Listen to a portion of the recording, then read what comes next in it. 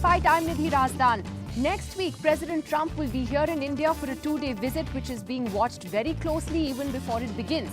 The visit is certainly high on optics and spectacle, but will it have any real substance? Some say no, but others believe even though there is no trade deal as was widely hoped, there is still a lot to talk about. Trump's daughter Ivanka, his son-in-law Jared Kushner will be part of a high-powered delegation that accompanies the US President here in India.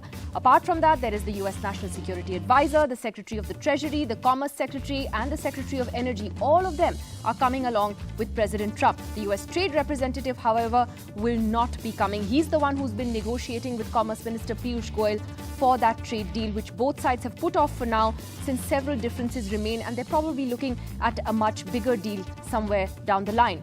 Now, the President and his entourage will arrive in Ahmedabad on Monday, and after a roadshow, Mr. Trump and Prime Minister Modi will address crowds at the newly built Sardar Vallabhbhai Patel Cricket Stadium. This is an event that the government says has been organized by what is called the Donald Trump Nagrik Abhinandan Samiti, which we're still not clear what this committee is and who exactly is in it and who's paying for this event, but it is supposed to be the world's largest cricket stadium. Later in the day, the President and his family will travel to Agra and then fly into Delhi for formal talks the next day. Now, even though a trade deal is not happening, here is what is. A $2.6 billion helicopter deal for the Navy, which is on the cards. We're also hearing about pacts on homeland security, nuclear power plants, and other things. The security situation in the region will also be high on the agenda. Just today, the United States has announced that it will be signing a peace deal with the Taliban next week on the 29th of February. So that's going to be high on everyone's minds. Meanwhile, Mr. Trump himself is very excited about just how large the crowds are going to be in Ahmedabad when he arrives. After saying that he was told 7 million people would welcome him, he's now taken that number up to 10 million, even though Ahmedabad's population is under 6 million. Let's get opening comments from our panelists tonight. Opening comments for 1 minute each, just on where they see this visit going, whether it is going to be spectacle or substance. India's former envoy to the United States, Meera Shankar, is here. Ma'am, I'll begin with you. Your 60 seconds start now. Well, I think the security relationship between India and the US is becoming more robust, and we are probably going to see movement there in terms of defense equipment, which we can get from the US, helicopters, both naval as well as Apache, Romeo and Apache helicopters. And we are also seeing the US moving the Congress for permission to provide an integrated air defense system to India. Whether that moves ahead, one doesn't know at this stage. There's talk of a counter-terrorism or a homeland security agreement which will focus on counter-terrorism. This is something we've been cooperating on, and that's become again closer and I think more trusting in terms of the way the two countries' agencies are able to work together. On the trade side, clearly both sides have indicated that there's no deal and there are issues. Okay, so security, defense, counter-terrorism, that you believe is going to be the hallmark of this visit, and beyond that, Ambassador K.C. Singh is with you. Ambassador Singh, will it be all of this, or will it be Trump's obsession with the crowd sizes? No, that's part of it. I don't think we should hold it against him. He looks for a spectacle wherever he goes, so let's provide it to him. But that's the essential thing, is that there is a strategic part of the relationship which has been built up over the last 2-3 decades. And this can be just one more notch in that. But to think that Trump will think strategically, the experience of Trump over the last 3 years has been, he's very tactical. He has some core beliefs. He relates every policy to those core beliefs. So as far as trade is concerned, it's still balanced trade. So whether the imbalance is only $25 billion, which is 1/12 of the trade deficit he has with China, it doesn't matter. He'll still keep pushing for it. But I think what he's done in the current case is he's put it aside, because I think at the moment what he needs is election in November. So he thinks this will ramp up his numbers with the 4 million Indians in US, persons of Indian origin in US. He thinks the numbers will ramp up his thing after his impeachment saga with the Congress. And also, there is a feel-good feeling when you have lakhs of people. There may not be millions, certainly lakhs of people cheering. Now, whether that feeds back into concrete thing, now buying weapons from them is very good. They want to sell weapons to you. Sure. But the So question I'll is, come how back to does you, it sir. relate to the vision stated by Okay, Obama? The first 60 seconds are over, but it's interesting how you have brought in the domestic politics of the United States into this. Samir Saran, the president of the Observer Research Foundation, who's just back from Washington, D.C., is with us. Samir, how important is this visit? It is, I think the 8th meeting between Mr. Trump and Mr. Modi in the last couple of years. That itself is important. I think this moment is important for both the leaders, and meeting each other is going to, in some ways, respond to certain questions, certain constituencies as raised against both of them. So I think in that sense, they're doing the right thing. They're good friends, and you saw in his effusive praise for Mr. Modi, he made it a point to distinguish between the Prime Minister and the country.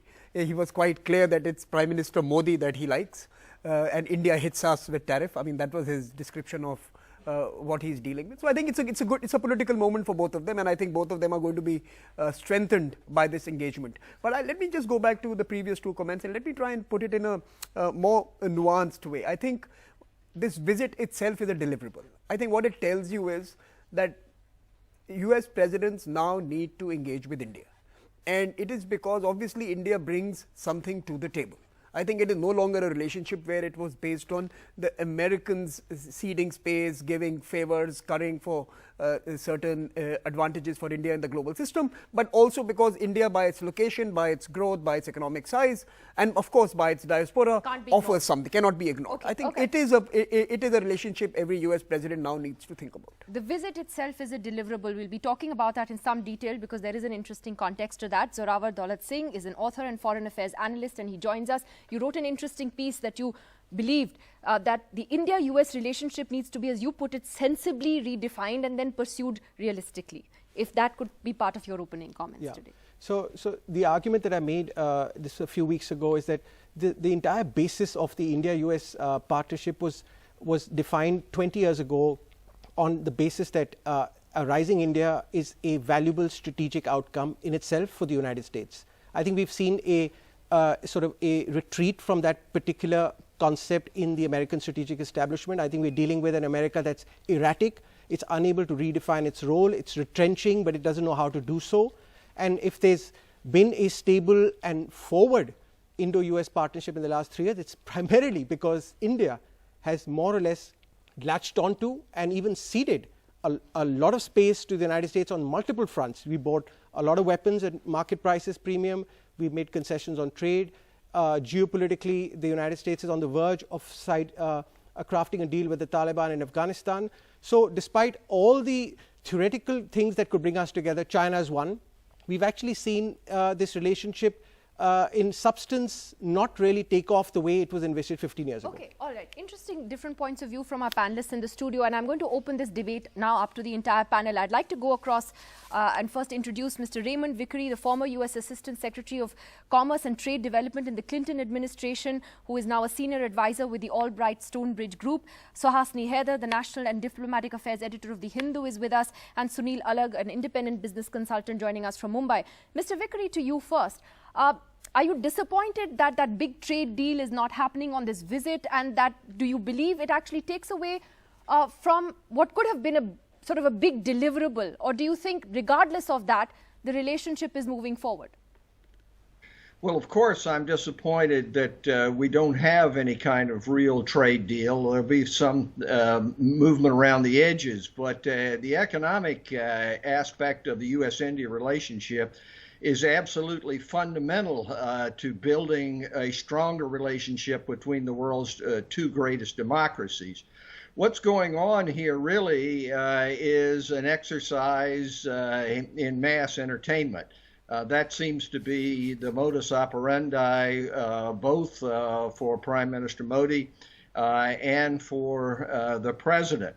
I'm always glad to have U.S. presidents visit India. There have been 4 consecutive presidents who visited. President Obama came twice, so this is good. But you need to get beyond that, and you need to be able to talk not only in terms of strategic matters, but in terms of trade, economic relations, and the one item which will really be left out, I fear, is values. democratic values, the rule of law, what happens in terms of protection of minorities, how you treat the press, what goes forward in terms of democracy. So I'm afraid that that's going to be completely swept aside by an exercise in mass entertainment. Nevertheless, the bottom line is it's always good to have presidents and prime ministers go back and forth, even if it is under these kinds of entertainment circumstances.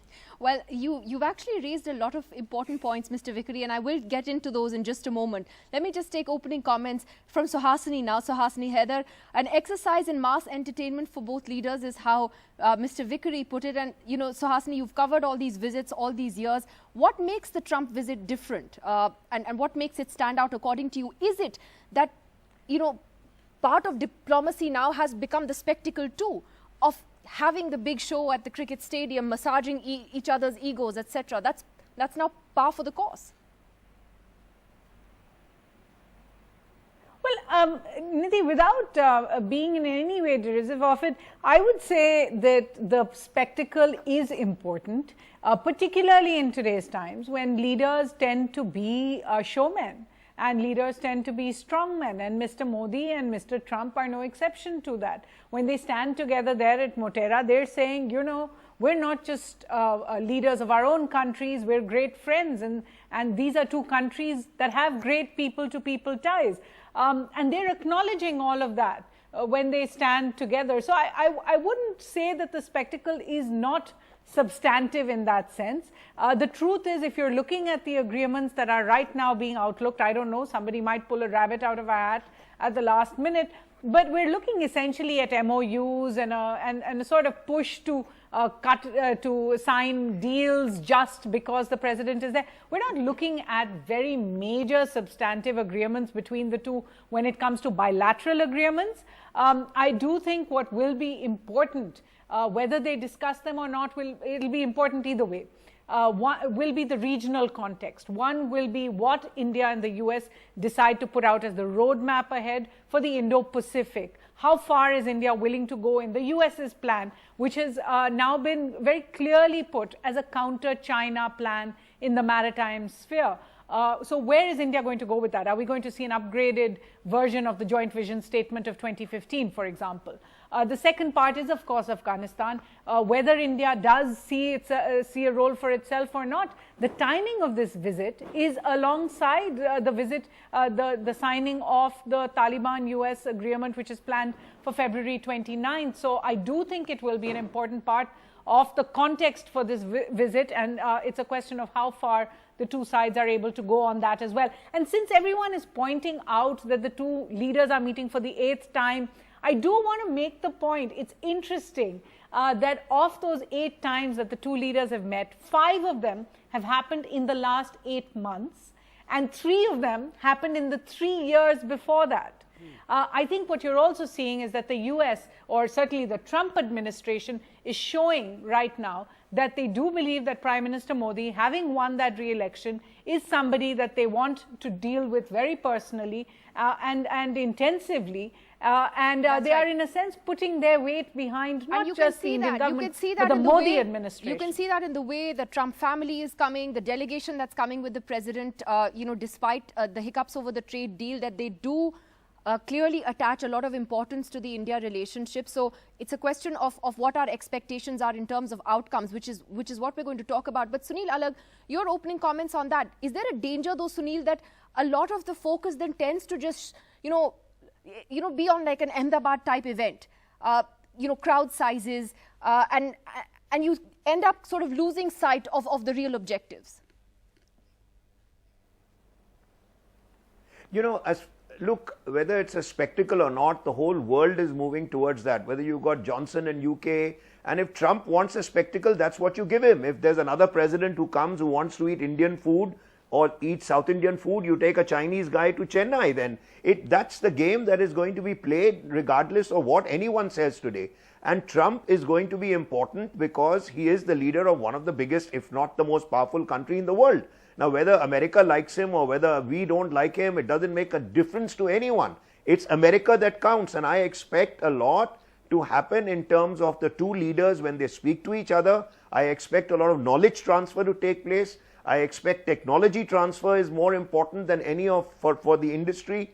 And in terms of visas, of allowing Indians to go and work in America, these are all little points which many of us tend to gloss over and say that's not important. And I expect Trump and Modi to actually establish a better relationship, more friendship. Trump and he can have a chat about what's happening in India. They have to understand each other. And even the Taliban thing in Afghanistan. Now, all these are important, especially in respect of what's happening to China in the virus thing.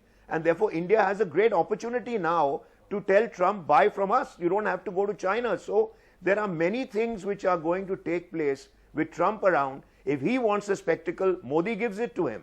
And that's it. I mean, that's how you please someone. I mean, don't we at home, when we have guests over, don't we take out our best crockery depending upon who's coming, and then you don't expect Trump not to know what's being put up for him. We expect all our guests to know, and yet we do it for the guest who comes. And that's something that we all have to accept and realize. All right, well, let me just take some of the points that have been made to Sameer Saran first. At home itself, you know, you'll put out your best crockery, you'll bring out your, I don't like building walls in my house though. I don't build walls in my house, but that's another. I don't draw curtains, but anyway, I know what you're trying to say. I'm kidding. I don't want to get into the walls department because there's a lot of debate going on that, and I'm just telling you about the wall thing. It's about 4 feet tall. Yeah, but but all Americans know. You think the American ambassador in India hasn't told Trump what is happening?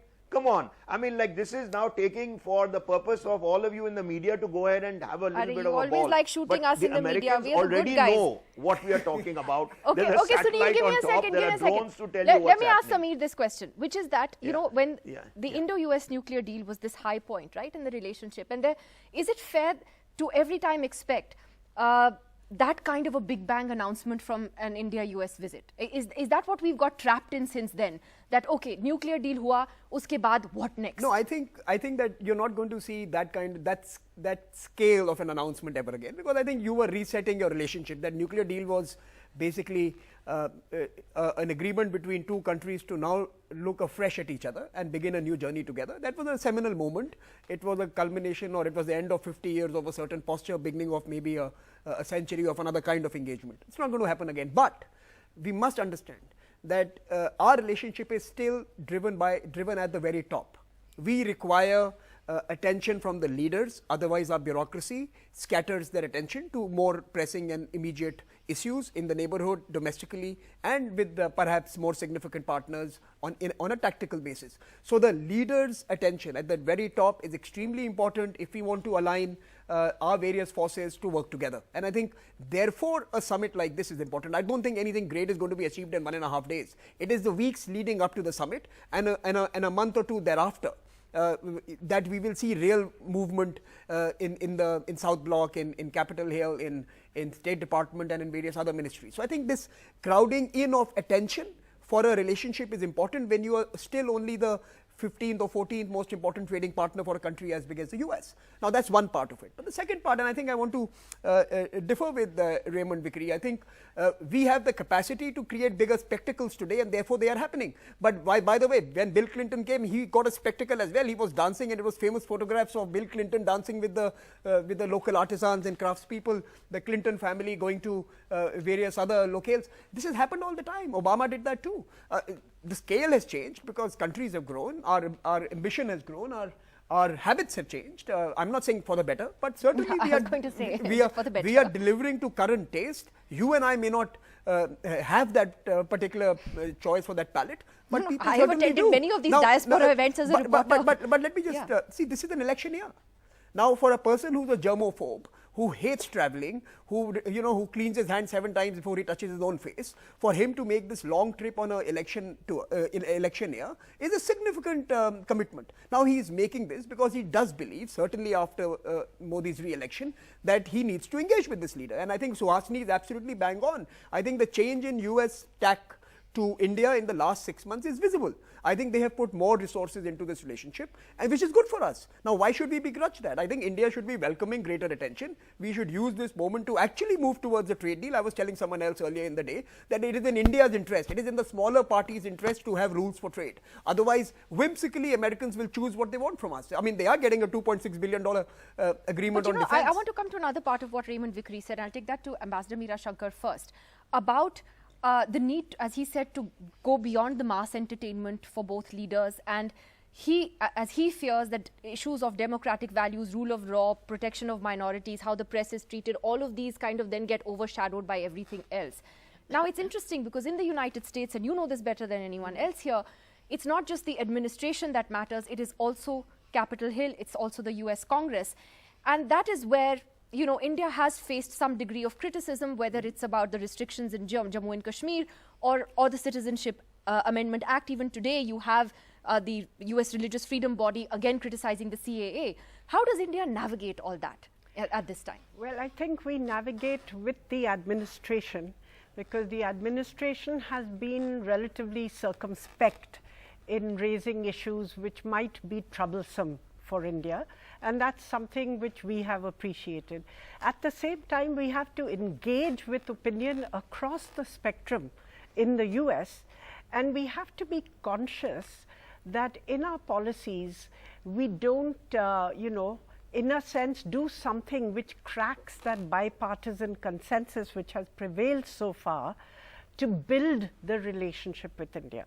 You know, presidents, whether they were Democratic or Republican, you know, Bill Clinton, George Bush Jr., President Obama, and now President Trump, have all sought to strengthen the relationship with India, because when they look at the Asia Pacific, from where they see their major challenge coming, then India is a very plausible partner for them in this region.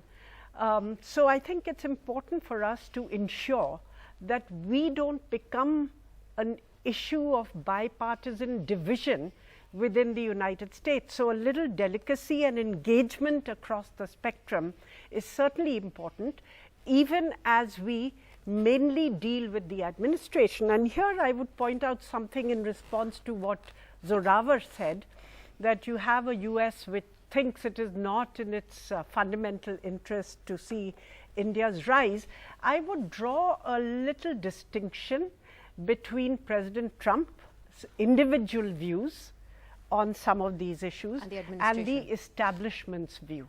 I think the establishment's view may not necessarily echo that of the president 100%, and that's a space we have to play in to strengthen the relationship institutionally and to, in a sense, insulate it a little from personal vagaries. You know, that's very important, Ambassador K.C. Singh, because what Meera Shankar was saying there about ensuring that India doesn't become a casualty in the sort of bipartisan support we have enjoyed on Capitol Hill. It seems to me, though, that in the last few months, there is a very real danger of that happening. When we've seen the way Democrat US lawmakers in particular have been more vocal in their criticism of India, and the way, the Howdy Modi event, for example, and the Prime Minister's virtual political endorsement, in a sense, of President Trump at that time. So in an election year, is this going to be seen as a continuation of that political endorsement, and what does that mean for us in the long term? Look, firstly, we must understand the rise of these right-wing populist leaders, whether it's Boris Johnson or it's him or it's Netanyahu, it's Mr. Modi, they're breaking convention. They're doing things which have not been done in the past. The breakdown of the bipartisan consensus is in both countries. You've seen the opposition party criticize some of the things which are being done here. And you've seen the criticism in the US Congress. You've seen two congressmen, a congressman and a senator here. Now, what is happening? When Mr. Modi and he undertake this particular series of events, there is no focus, as Mr. Vickery said, brought on the Kashmir issue, no focus brought on the CAA, no focus on Shaheen Bagh. You can say those are ancillary, they don't matter to the relationship. But there has always been the core of engagement between India and US was a sharing of values. And that is why US presidents, even during the Cold War, were drawn to India. Even Eisenhower came here, even Nixon, etc. Despite whatever they felt, their first thing was to reach out to India, because they said it's the custodian of democratic values, it's the counterpoint to China in Asia. Now that continues. So is it changing? But then again, look at what President Trump has done. He's again backed Netanyahu. He's gone and endorsed a deal which is so far to the right that even the King of Jordan is not endorsing it.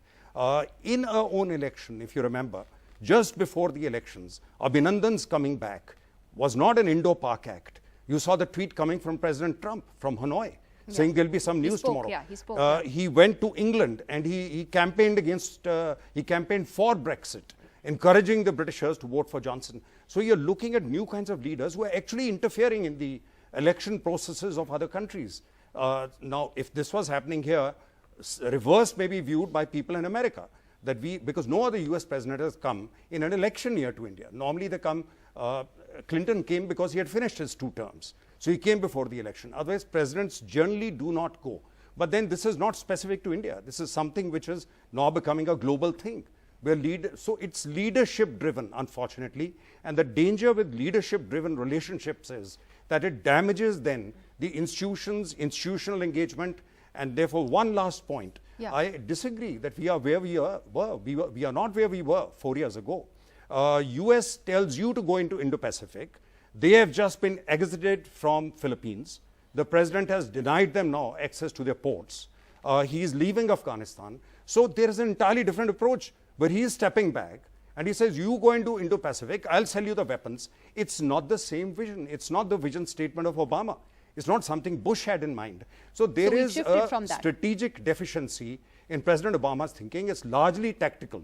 And he will engage you on whatever interests him. And then the danger is with personalized business. Supposing he doesn't re-win and you get another president in America. Exactly my point. Then you what happens? do not put your eggs in one basket. However, as Wilson said, a week is a lifetime in politics. So, Robert, would you agree with that? And on this comment about the fact that India being the world's largest democracy, it's not just US presidents who have highlighted that. I mean, even Prime Minister Modi, I remember when he last met President Trump, the first thing he said was that we are the world's largest democracy, and those democratic credentials is, what he talks about with a certain justifiable degree of pride. But when India's own government is being questioned about those credentials today, how much does that actually impact the relationship, or is it just more transactional because that's the way Trump is? Yeah, so this democracy factor, I've looked at this a little closely from a historical standpoint, and I think we have been espousing this rhetoric of democracy in a strategic fashion. It's a glue that brings these two countries together. It allows you to brings different sort of political sides together because you can agree upon this one sort of value-based approach. But in practice, we've seen right from the 1950s. Correct. I mean, you should have been on the same side. Why weren't you? Because you have incongruent geopolitical interests and visions of world order. You had it then and you still have it now. I still will maintain my line that when you break down the overall US foreign policy in the Indo-Pacific, in Asia, in the subcontinent, I'm not saying you don't have common ground. You may have common ground in China, but you don't know how to operationalize it in a fashion that will help you safeguard your territorial interests, your regional stability. So there is a process of finding common ground. I think where we've seen is a little bit of exuberance, hyperbole, particularly in India, because the United States is getting what they want. By the way, I want to congratulate American policymakers out there. I think we are the biggest success for America today in Asia. We are the most loyal friend, the loyal state. We are upholding the legitimacy of US power in this vast continental space. But now the point is, let's not buy into this argument that we've been getting things out of them. I think it's time to now also be able to have some sort of, maybe you can't have an equal partnership, but get something out of it. I mean, if you're going to pay $1 billion, $1.3 billion for the latest Apache 6 for the army, now you're talking about a massive investment coming into this. So this is not a favor being done to you. Samir, before I come to you, that's an important point. I just want to ask Raymond Vickery, just to respond to this whole comment that was being made on the shared values as a democracy. In light of what Ambassador K.C. Singh was saying in particular about Trump's own personality and how, in a sense, he will do what suits him, what he wants to do, then how much does it matter, what India actually does internally as far as the US is concerned? Though I have to say the State Department has been issuing statements from time to time as well, whether it's on Kashmir or on the CAA. Well, of course it matters. The reality is that the relationship among nations is not built upon two great leaders and the majority vote at any one particular time. It is a mix of security interest, of economic interest, trade interest, and of values. And so it makes a great deal of difference in terms of being able to address all of those elements which cement a relationship. The idea that you're just going to concentrate on two people at the top and how well they tweet and how well they make speeches is a very short-sighted view. Both Trump and Modi are going to be gone from the scene at some point, just as all presidents and prime ministers do. So the question is, how do you use these opportunities of interchange to build not only personal relationships, but relationships based upon values, based upon economic relationships, based upon security concerns. And it seems to me that what we ought to do is to try to maximize these opportunities on all of these fronts rather than having mass entertainment eat up all of the other issues. Let me take that to Samir Saran. And Samir, just this point about the bipartisan support that the India-US relationship has also largely enjoyed. Is it a mistake for us to be reacting aggressively to everyone who criticizes us? Whether it was Pramila Jayapal or, other lawmakers, do we need to find a way to engage with them? After all, we are a democracy, we can take it. First let me go to the values part. Americans have never allowed values to come in the way of a good relationship. Let's be very clear. If you thought that the American build their strategic cluster of client states and partnerships and alliances based on values, then you're mistaken. You can just look back, many books have been written about how they have based their relationship. So I think this is kind of over-deployed and misused term. It was a nomenclature that worked for these two partners and people have used it freely and liberally, but that's not the basis of our relationship. The basis of our relationship, of course, is because the Americans believed that they required a plausible partner, as Ambassador Shankar mentioned. They needed a defender of the liberal system in the Asian continent. They required a big market as their own needs increased, and India was offering them many such offerings. I think our relationship is based on economics, on strategic and political questions, and of course we have cloaked it with this whole culture and value and people-to-people business, which is true, which by the way is true and an important integral part of our relationship. And therefore, coming to your second question, I think our relationship cannot be defined on the Trump presidency. I think that is something that we must understand. The Trump presidency can be used to crowd in, like I said, crowd in greater attention to building a far more diverse set of stakeholders in DC. It cannot be the end of our relationship. Our relationship, it took us less than a few years after we decided to change the nature of our relationship for us to become good friends, because millions on both sides liked each other. And I think that intrinsic ability to appeal to most Americans must remain a fundamental Indian virtue, and therefore we must engage. We must engage. That's what my question I think we must engage. However, just one point. I think both countries are going through a silly season. Both countries are going through a churn where democracy itself is under question, debate, discussion, and contest. I think at this particular moment, we have to sometimes be careful that we do not exaggerate some of the discordant voices we hear from the other side of the aisle. I am quite confident that come November, if there's a different leader elected, the relationship will continue down the same path with the new president of the United States of America. So Hasani, you just want to weigh in on that before I come back to you. On this issue of shared values and putting all our eggs in one basket, is there a danger that we are doing that? No, I agree with Samir entirely that whoever comes to power, we will learn to deal with them. Whoever comes to power in India, they will learn to deal with us. If you look at the relationship between President Obama and Prime Minister Manmohan Singh, you would think that two men could not have more in common when they discuss the economy. If you looked at President Obama and Prime Minister Modi, they seem to get on really well as well. So I really don't think that you should make more of just the idea that we will only deal with this particular president and not somebody else who will come to power. And on the issue of shared values, Nidhi, can I just take a discordant note to everybody who has spoken so far and said, yeah, of course they share values. Both President Trump and Prime Minister Modi have shared values. They both speak to the majorities in their countries. They seem to believe in a certain kind of majoritarianism. They seem to share similar ideas about immigration, about migration, about letting people into the country. Mr. Trump had a very religious-specific travel ban. Mr. Modi has a religion-specific citizenship act. When it comes to the treatment of NGOs or the media, I don't think the two have very differing views as to how the media should be treated or how non-governmental organizations should be treated. So, and I'm not being facetious here. I'm saying that the idea of shared values is a moral judgment. It's a value-based judgment in a sense, and we shouldn't make too much of the fact that others might not have the same. I mean, we should actually emphasize that others might have different values that we are talking about. Obviously, when you say shared values between India and the US, you talk about democracies. You speak about openness. You speak about plurality. You speak about the fact that there is that they are welcoming of outsiders. But those might not be the values that are shared between the two leaders. They still share those values. Sunil Alagh, interesting take by Suhasini there. Your thoughts? No, but I agree with Suhasini to the extent that, look, America all along has only wanted stable governments. They don't care about democracy at all.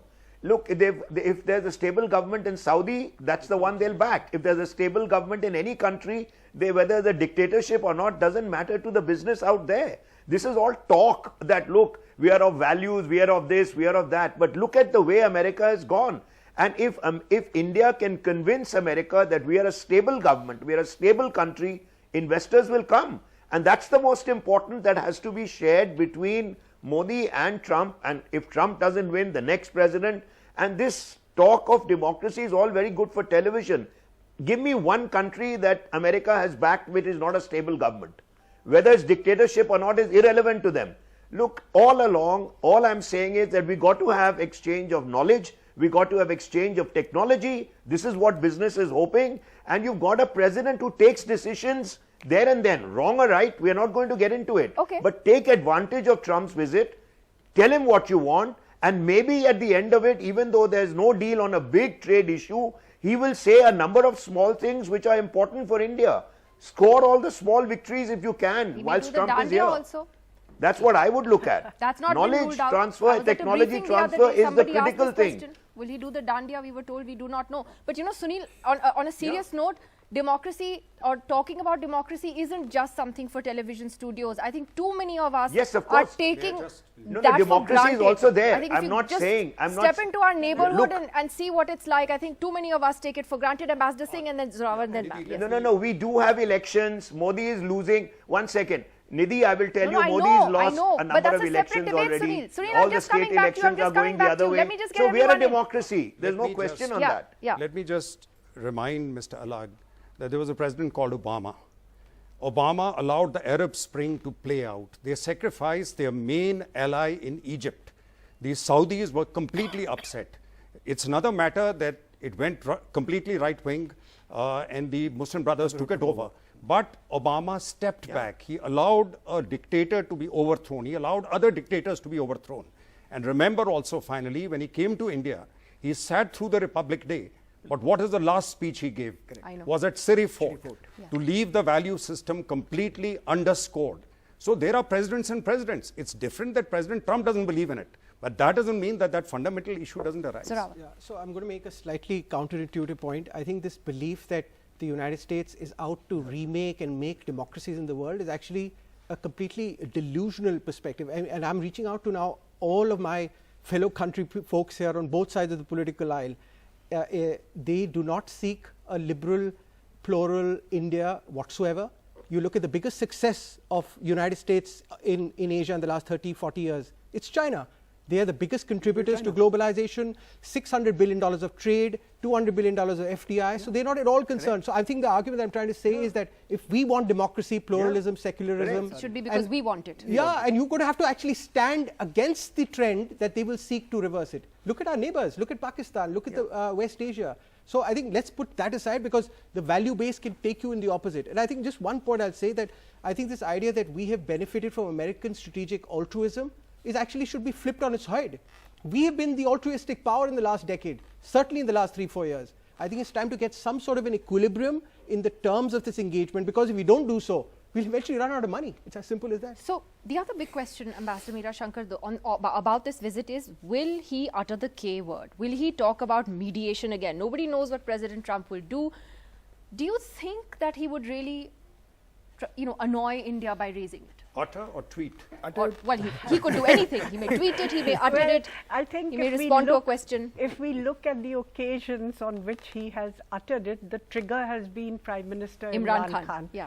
So one would hope that given the absence of Prime Minister Imran Khan from the scene here, that it may not be one of his recurring obsessions which he tweets about or talks about, irrespective of the policy statements emerging out of his establishment, which makes it quite clear that they